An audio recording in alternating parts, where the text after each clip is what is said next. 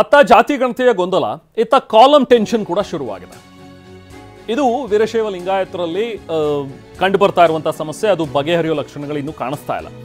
ಧರ್ಮದ ಕಾಲಂನಲ್ಲಿ ಏನು ಬರಿಬೇಕು, ಏನಂತ ಬರೆಸಬೇಕು ಅನ್ನೋದು ಚರ್ಚೆ. ನಿನ್ನೆ ನಡೆದಂತಹ ಏಕತಾ ಸಮಾವೇಶದಲ್ಲೂ ಕೂಡ ಒಮ್ಮತ ಮೂಡಿಲ್ಲ. ಒಬ್ಬೊಬ್ಬ ನಾಯಕರು ಒಂದೊಂದು ಅಭಿಪ್ರಾಯವನ್ನು ವ್ಯಕ್ತಪಡಿಸಿದ್ದಾರೆ. ಕೆಲವೊಂದಷ್ಟು ಜನ ಶ್ರೀಗಳಲ್ಲೂ ಕೂಡ ಬೇರೆ ಬೇರೆ ಭಿನ್ನಾಭಿಪ್ರಾಯಗಳಿವೆ.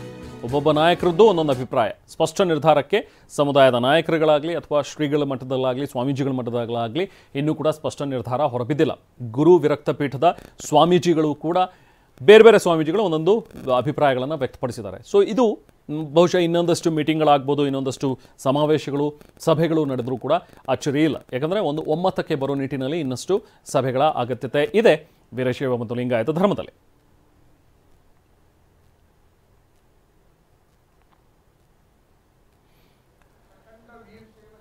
ಸೊ ನೋಡಿ, ಈಗ ರಾಜ್ಯದ ಎರಡು ಪ್ರಮುಖ ಸಮುದಾಯಗಳು, ಪ್ರಬಲ ಸಮುದಾಯಗಳು, ಒಂದು ಕಡೆ ಒಕ್ಕಲಿಗ ಸಮುದಾಯ, ಇನ್ನೊಂದು ಲಿಂಗಾಯತ ವೀರಶೈವ ಸಮುದಾಯ, ಎರಡೂ ಕೂಡ ನೋಡ್ತಾ ಇದ್ವಿ. ನಿನ್ನೆ ನಡೆದಂತಹ ಒಂದು ಸಭೆ, ಅಲ್ಲೂ ಕೂಡ ಲಿಂಗಾಯತರಲ್ಲಿ ಒಂದು ಶಕ್ತಿ ಪ್ರದರ್ಶನದ ಒಂದು ನಿನ್ನೆ ಇದ್ದಂತಹ ಒಂದು ಸಿಚುವೇಶನ್. ಬಟ್ ಇಲ್ಲಿ ಕೆಲವೊಂದಷ್ಟು ಜನ ನಾಯಕರುಗಳು, ಪ್ರಮುಖ ನಾಯಕರುಗಳೇ ಗೈರಾಜರಾಗಿದ್ದರು ನಿನ್ನೆ ನಡೆದಂಥ ಸಭೆಯಲ್ಲಿ. ಬಟ್ ಅದು ಮುಂದಿನ ದಿನಗಳಲ್ಲಿ ಮತ್ತೆ ಇವತ್ತು ನಾಳೆ ಸಭೆಗಳನ್ನು ಕರೆದಂಥ ಸಂದರ್ಭದಲ್ಲಿ ಅವರು ಹಾಜರಾಗುವಂಥ ಸಾಧ್ಯತೆಗಳು ಇವೆ. ಇನ್ನೊಂದು ಕಡೆ ಒಕ್ಕಲಿಗ ಮುಖಂಡರುಗಳು ಹಾಜರಾಗಿರೋದು. ಆಲ್ಮೋಸ್ಟ್ ಎಲ್ಲ ಪಕ್ಷಗಳಲ್ಲಿ ಇರುವಂಥ ಘಟಾನುಘಟಿ ನಾಯಕರುಗಳು ಬಂದಿದ್ದಾರೆ ಈಗ ಒಕ್ಕಲಿಗ ಸಮುದಾಯದ ಒಂದು ಸಭೆಯಲ್ಲಿ.